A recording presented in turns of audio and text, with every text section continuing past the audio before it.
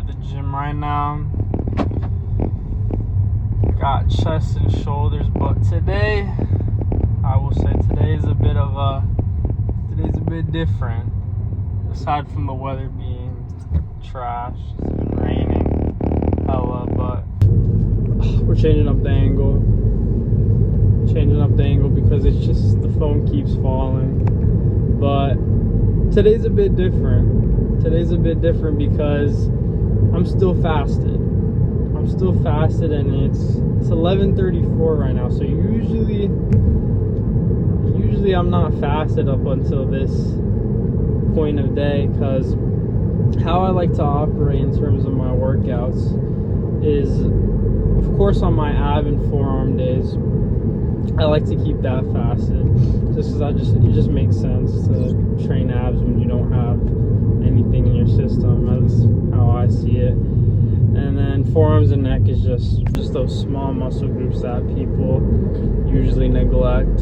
So I just like to do that with abs. But aside from that, how I usually like to train is I'll have a meal before the gym. So I do my cardio in the morning, and then after that, I have my first meal. And then I wait a little bit, and then I go over to the gym. And after that, I have my second meal. But the reason I'm still fasted today, and it's 11:35, and I'm heading over to the gym right now, is I decided to really place more attention on addressing these gut issues. And of course, I addressed within that one video, the constraints video, about my issues. And I'll give a context, a little rundown again for anyone who's hearing it for the first time. But essentially what happened was, I might as well just express the overarching thing. There we go. We're back at the other angle because it just kept falling on that one as well. But basically, to give a bit of context, the past few months, been trying to dial in my health and my nutrition to, of course, striving to become the healthiest version of myself. And one thing I really was focusing on more as of lately, within maybe the past 2 months, was the type of foods I was eating and how that essentially relates to gut health. So I wanted to, optimize for increasing the quality of my foods and my overall diet structure, what I was eating on a regular basis. And so the main thing that was driving me was like animal based, because I was really diving into that whole rabbit hole of animal based. I was watching Paul Saladino and all of that stuff, and I was really into it. And so I started experimenting with my diet and whatnot, trying to align more towards that. And what I ended up doing one day was I got the compulsion or motivation to increase my fat intake, because obviously I was in the midst of a lean bulk as well. So getting in calories is important. I figured, okay, increasing my fat intake might actually be quite helpful, because obviously those are more calorically dense than carbs and whatnot. So I figured, okay, I'm gonna lower my carb intake, I'm gonna up the fats.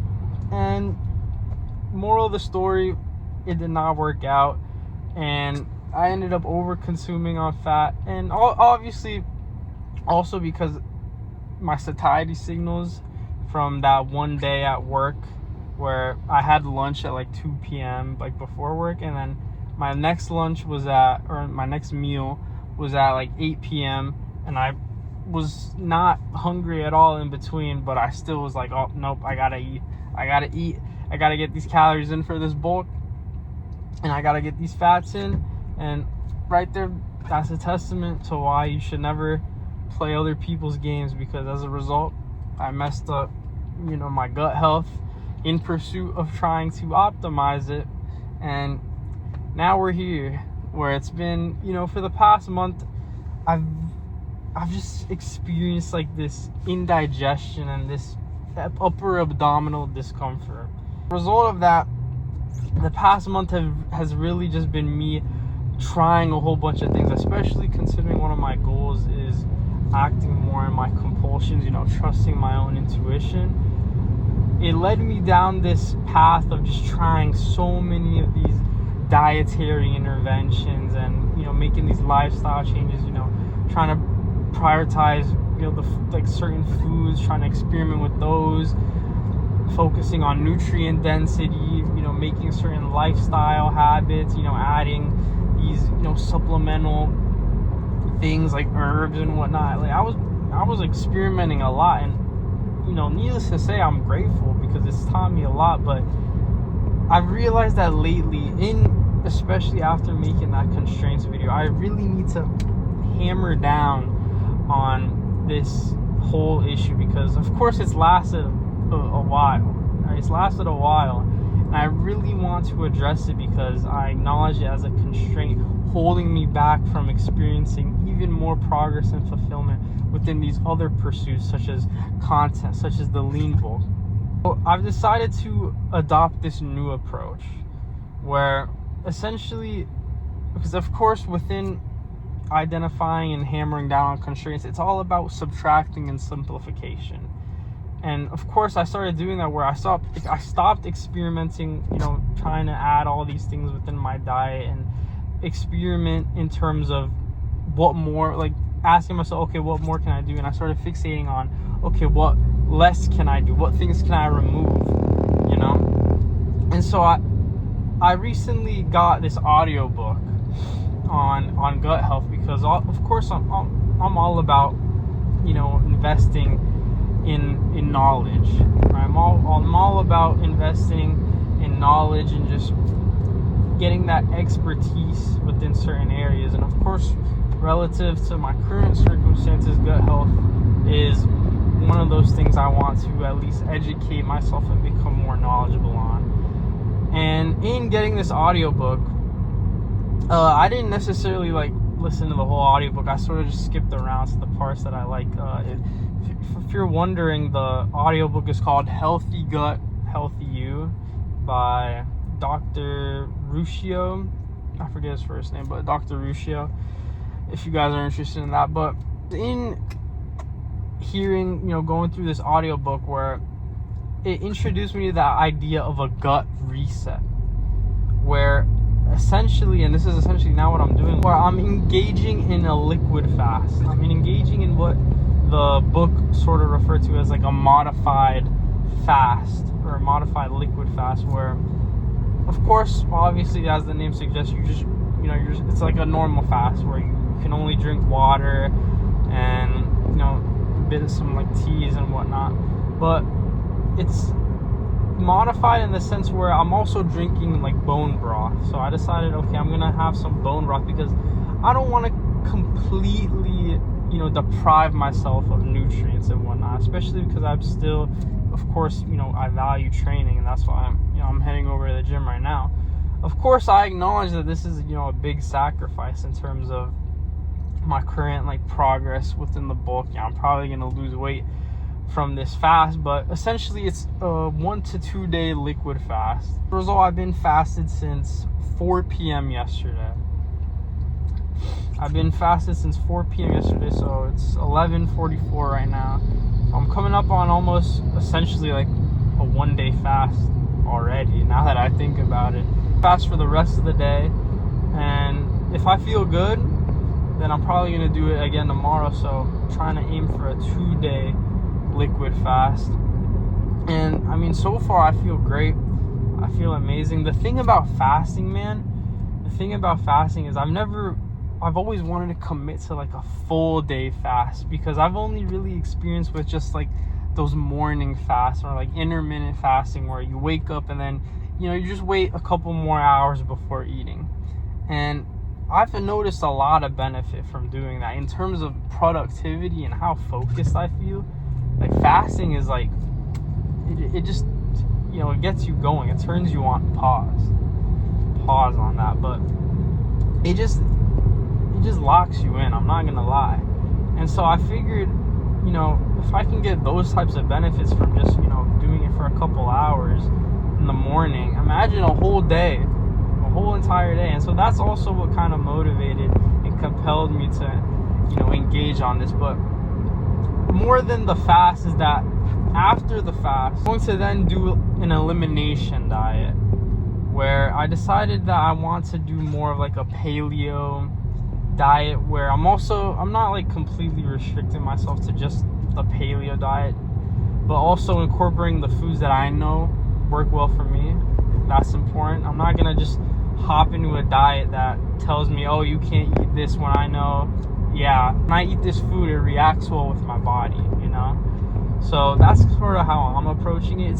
It's a blend of internalizing and externalizing my power, right? Which is what we want within 2.0. You want that nice balance. I'm doing that elimination diet. I aim to really reset my dietary baseline in terms of what foods I really want to stick with and double down on, what foods might not react well with me. Because of course, after doing a fast, I would assume the foods that you eat, you can really identify which foods give you a reaction compared to others. And so that's what I'm also looking forward to after this fast, is seeing how my body reacts to certain foods. Maybe the foods that I think work well, I end up having them, and it's like, it's not good.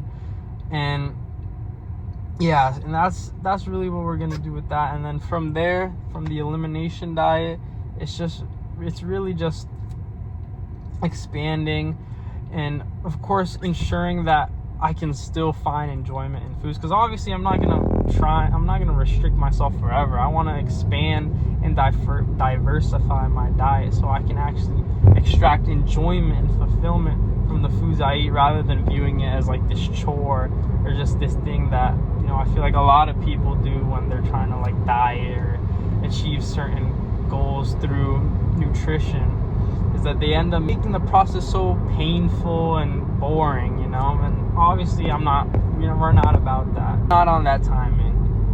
And so yeah, after, you know, we engage on the elimination diet, it's just trying to expand the horizons and really establish the diet that will serve me long term, because that's really the overarching intention right now, is that in resetting my gut health and prioritizing my gut health, I'm able to then lay the foundation for just long-term health and longevity in identifying a diet that I can stick to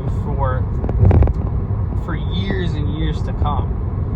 And that's really what this is all about. And so I really look forward to it, but that's just how I'm currently approaching this whole gut health situation, these circumstances. And so if you align with that, if you feel that, you know, gut health is something you want to focus on, or even just diet and nutrition as a whole, I feel like this is something you could, you know, possibly experiment with yourself in terms of the fast, or even just the elimination diet, or just acknowledging the fact that the certain foods, like just acknowledging that the overall structure of your meals on a regular basis and the foods you eat, it plays such a huge role within your health long term. And so if you resonate with that, if you align with that, then feel free to, you know, maybe do the same as me, or just, you know, take what works, take what you align with, and apply it to your own situation and needs, because that's what internalizing your power is all about. Bruce Lee quote, where it's take what serves you, abandon what doesn't, and then make it uniquely your own. Something along those lines. I probably didn't say it right, but you get the point. But yeah, about to hit this lift. And another thing I forgot to mention is that within the lift, I'm not going to train hard, obviously, which kind of sucks. So I have to go lighter and whatnot, because I'm obviously fasted and I can't replenish my body with the necessary carbs and proteins and fats. But yep, that's enough for me. I'm gonna go lift and continue on in this fasted, depleted state for the rest of today. And I'll be sure to fill y'all in subsequent videos. But till then, see y'all.